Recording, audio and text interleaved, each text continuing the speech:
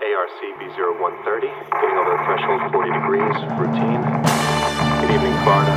Go with. Hem de comprimir en 2 discos d'or tota la vida i tota la cultura del planeta Terra per enviar-ho a les estrelles.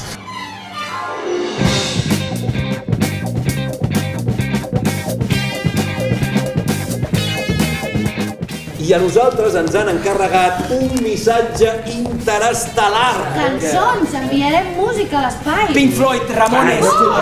Jo tenia més en ment Bach. Sí, clar.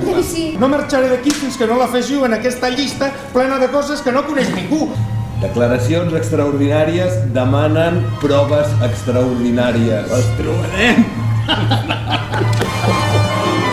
Volia que cadascú de vosaltres fos responsable d'una de les parts del missatge.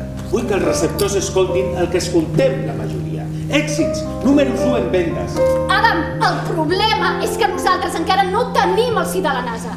Vostè està a punt d'adonar-se que avui tot serà diferent.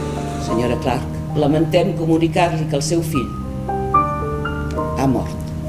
Saps què vol dir això? Que la Voyager 2 ja no té el disc. El disc el té alguna civilització. 20 de juny de 1977.